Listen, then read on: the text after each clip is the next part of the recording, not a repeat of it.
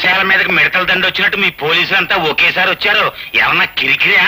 మిమ్మల్ని అందరూ అరెస్ట్ చేసి తీసుకెళ్ళడానికి ఫుల్ పవర్ తో వచ్చాం. మమ్మల్ని అందరినీ అరెస్ట్ చేయాలంటే ఈ ఊరు జనాభా 7,500, మీ జీపులు 5 సాలం. ఇంతకీ మమ్మల్ని ఎందుకు అరెస్ట్ చేస్తున్నారో చెప్పనే లేదండి.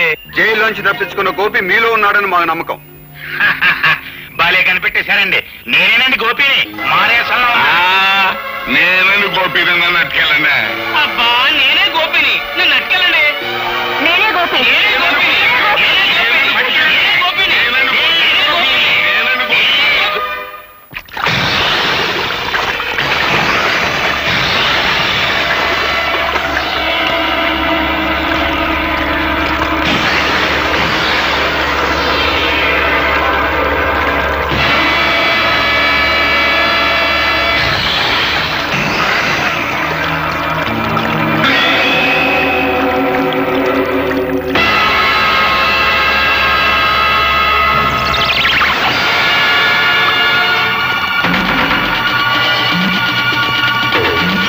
ఇంతవరకు అది కేవలం ఇసుక బస్తా మాత్రమే.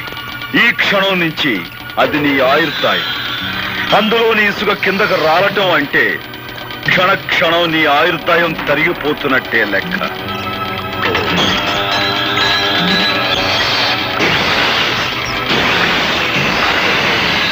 నూరు గొడ్లు తిన్న రాబందు కూడా ఒక్క గాలివానకు చచ్చినట్టు ఎంతో మంది హత్య చేసిన నీ ప్రాణాలు ఇప్పుడు నా గుప్పెట్లో ఉన్నాయి.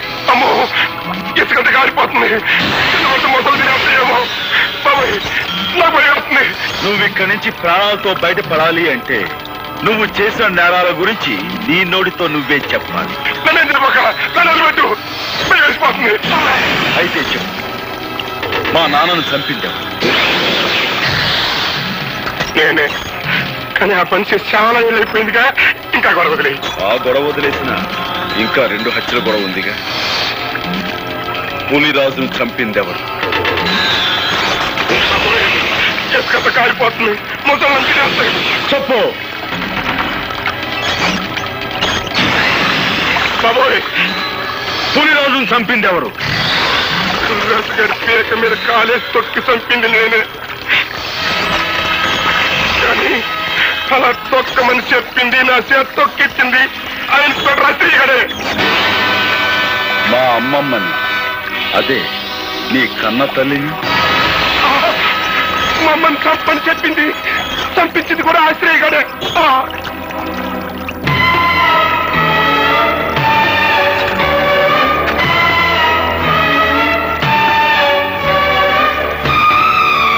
మీరే నిజమైన హంతకులని నీ నోటితో నువ్వు చెప్పిన ఈ సాక్ష్యం చాలు నేను నిర్దోషాన్ని నిరూపించుకోవడానికి. సాక్షికం దొరికిందని సంబరపడిపోక నన్ను నిరికించడానికి నీ తరం కాదు కదా, నీ అమ్మమ్మ తరం కూడా కాదు. This is Assyria.